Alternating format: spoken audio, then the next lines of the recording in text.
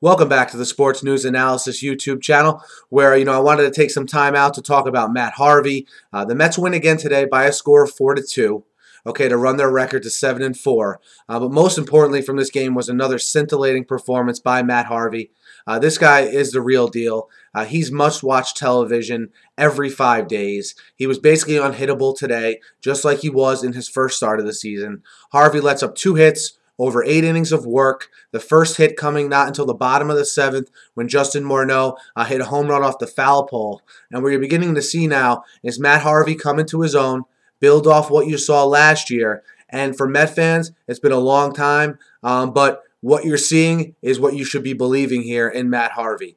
And, it's good, I know personally as a Met fan, to have something that you can sort of latch onto, something that's real, and something that you could see being around hopefully for the next 7 to 10 years minimum in a Met uniform. And you don't know what this guy is going to deliver every time out.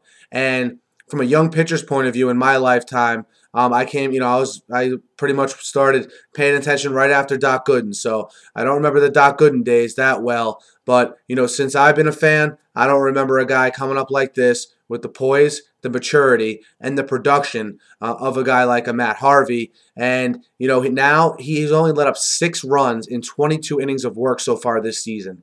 So you have a guy that goes deep into games. He's pitched more than 7 innings, 7 or more innings in every game. He strikes guys out, 25 strikeouts in those 22 innings. And he goes after hitters. He uses his fastball. He's a pure power pitcher. And we'll see how his demeanor and how good he reacts under real pressure situations as his career evolves. But he doesn't look like anything really phases this guy. Even after Morneau hit the home run, there was no show of emotion. It was just an even keel the whole way through.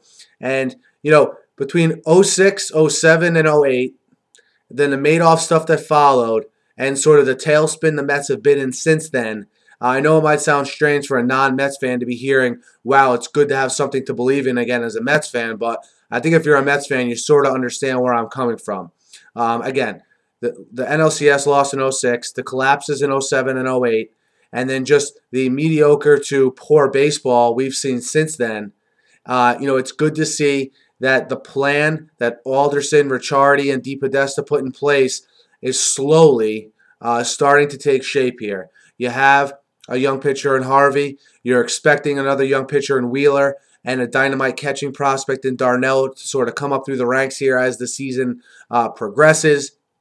And obviously the next step in that process is to go outside the organization and hopefully get some power hitting outfield in here to really solidify the team moving forward. But I think what Matt Harvey does is, one, give the Met fans some hope, which I know the Wilpons like, because I think the emergence of Harvey and eventually when Wheeler comes up will improve the gate as well. But I think that from Wheeler's perspective, when Zach Wheeler comes up, I think it'll put less pressure on him because, you already have Harvey up here. He's quickly asserting himself as the ace of the staff and maybe as one of the best pitchers in the National League right now. So when Wheeler comes up, although it will be a zoo, it will be highly publicized, and it will be a big deal because it's the Mets. The hype machine surrounding Mets prospects has always been high. It won't be any different with Wheeler, but maybe this will cushion it a little bit, being that a young guy has come up recently, done really well, and Wheeler can maybe, as much as you can in New York, sort of ease in at the major league level. But,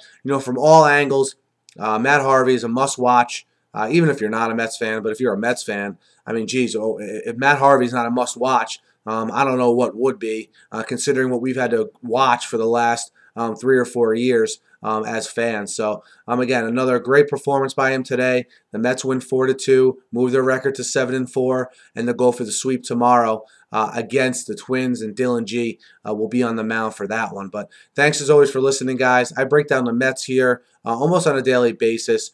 I do a lot of NFL, college football stuff as well, so be sure to subscribe. Thanks again for listening, and have a great night.